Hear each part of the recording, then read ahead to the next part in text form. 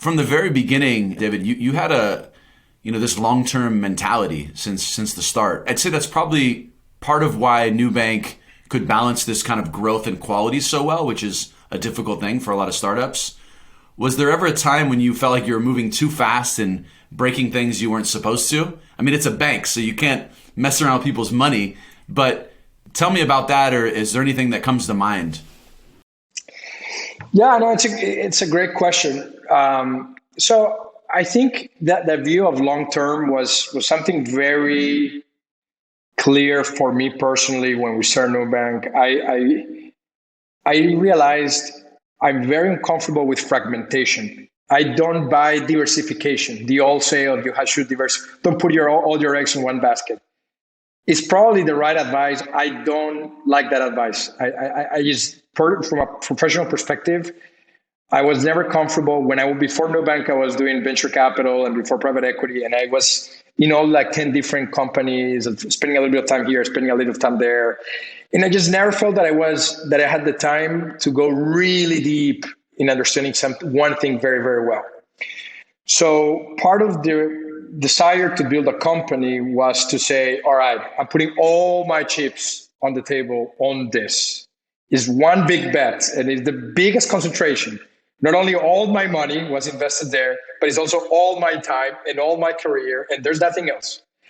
And the other point is, I want to do one thing. I want to concentrate and do one thing for a very long period of time. I was tired of changing jobs. I was tired of fragmentation. So to me, the opportunity of Nubank was exciting, shooting so high about building a financial institution, because I knew it was going to take time. It was not going to be overnight. You don't build something gigantic so quickly. And so picking banking gave me the luxury to think very long term, gave me the right to say, okay, it's going to take a decade just to do a little bit, and then maybe there'll be 3-4 decades ahead. So once that was clear and Chris and Ed were on the same page, what we did not want to do is, we're building a startup and sell it 2 years from now to a big bank. That was, the three of us were like, we don't want that. There's nothing wrong with that, but that's not what we want.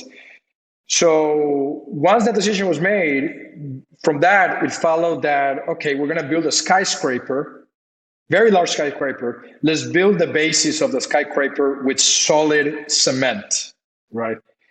Let's do things the right way. And building the basis of the skyscraper the right way means you own your own technology. You don't depend on third parties. You own your own core banking system, even if it's hard. You really own your destiny. You create a profitable business that can generate cash relatively quickly. You have good unit economics so that you don't need to be raising money consistently. So you make a lot of decisions that have trade-off. The trade-off is, on the outside, it will look like you're slow, because if you're investing at 90% of your engineering time building the basis underneath the skyscraper, for whoever comes outside is going to say, what have you been doing for 2 years? Like, what the hell are you doing? In the meantime, your competitor has launched 10 different products or 15 different products. You guys are so slow. So it came with a trade-off, but we knew that was the strategy that we wanted to follow. Eventually, that should translate into speed. But I must say, this is a consistent conversation. And by year 4 or 5, we had a lot of competitors, and we see somebody launching 5 different products.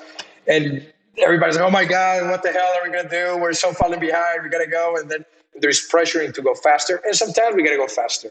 There are areas of Nubank where we can absolutely move fast and break things, right? There are areas where we can.